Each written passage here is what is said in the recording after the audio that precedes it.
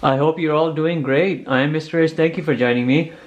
Part 2 video, solving differential equations, linear first order style differential equations using this concept of integrating factor.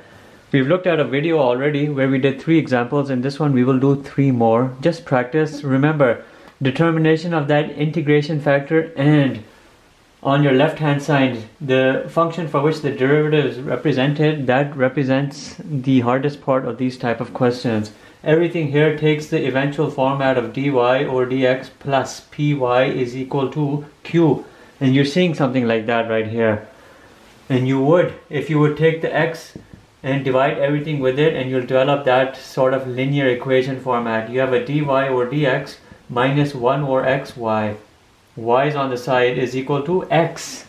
What is our integrating factor? Integrating factor, as you now know, is always determined from the integral of p dx. But p here is this, with the sign. Never forget the sign. You're looking here at integral of minus 1 over x dx, which you know is really e to the minus ln x. If you take this through the properties of logs and you know how to do that, you're getting 1 over x. That right there is your integration factor, which now multiplies with everything over here. As you know, it multiplies across. You're going to get a 1 over x dy over dx minus 1 over x squared y is equal to 1. What is the function for which this is in terms of a derivative, an implicitly derived derivative? It is nothing more than d over dx y over x. If you do this using the quotient rule, the derivative of y over x, an implicit differentiation, you get this. That right there can substitute for everything right here on the left hand side.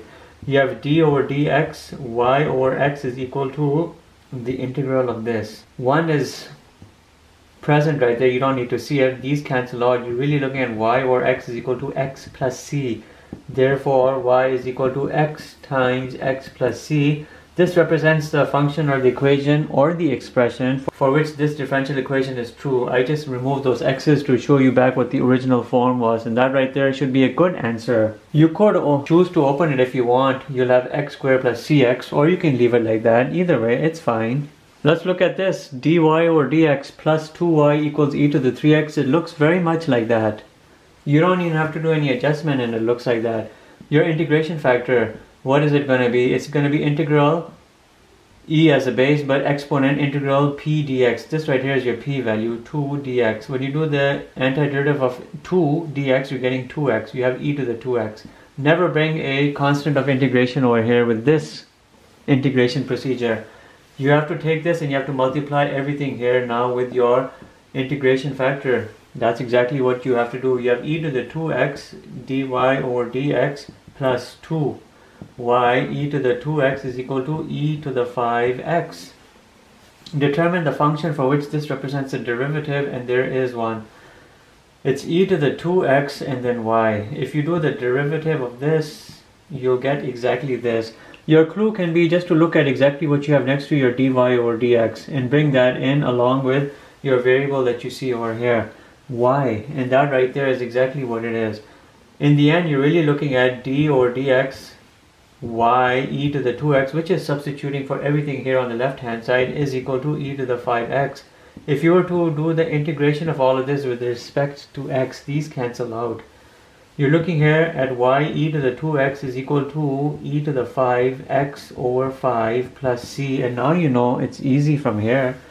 Y is equal to, take this on to the other side and you divide everything by it. When you divide everything by it, I'll simplify it and put the right answer.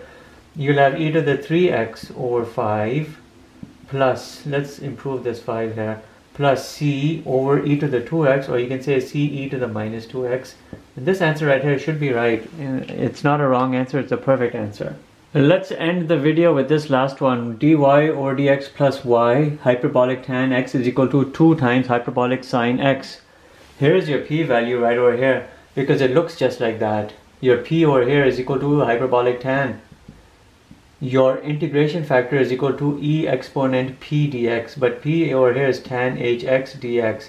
What is the integral of hyperbolic tan? You know it's natural log hyperbolic cosine. That's what it is. But don't bring the constant of integration. When you simplify this using the properties of logs, you're going to basically just get cosine hx. You can do it. Y equals all of this. Ln y is equal to this thing coming here as a coefficient ln e, then you work it through and you at the end get hyperbolic cosine. All of that in terms of simplification gives you that.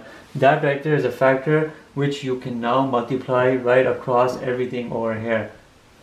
Remember, this right here is your main part right here, integrating factor, your integration factor determination, which is here, and then doing the derivative determination, or the function which gave you this derivative here after you multiplied it across. That's your second hurdle. When you do all of this, you're getting cosine hx dy over dx plus cosine hx and tan hx.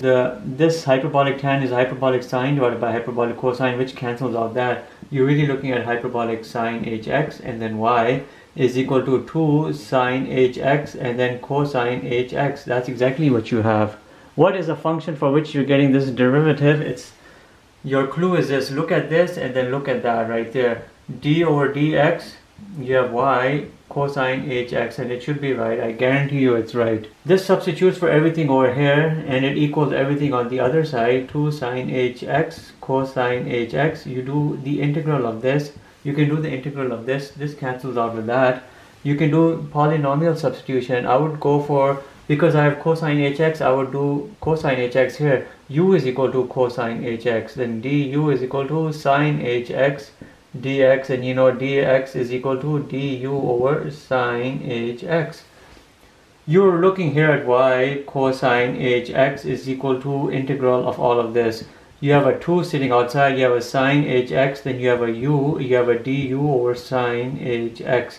These cancel out, but let me clean this, and all we have right here is basically 2 integral u du, which when you do its antiderivative, you're doing the u square over 2. When you do the antiderivative of this, you get rid of the integral sign. You have a 2 u square over 2 plus c, but these 2's cancel out. So I clean everything again and I bring in the u square. But what exactly is the u? It's right here. And cosine h square x, because it's a u square, then plus c. We're one step away from a good final answer. You could stop right here if you want, or just solve for y and bring the hyperbolic cosine on the other side. When you do so, you have hyperbolic cosine square x being cancelled out with that and retaining only a degree of 1 plus c over hyperbolic cosine hx, which if you want, you can write it in a better way. You can just bring the reciprocal of it, secant hx and c. And this right here can be your final answer, as could have all of this being your final answer. Both of these are good answers. And that brings us to the conclusion of this video. Remember, your two hard parts are determining the integrating factor and determining what was a function or the expression for which you get this on the left hand side as your derivative after that integrating factor has been applied to your differential equation. That's it for this video. Thank you for watching. Have a great day.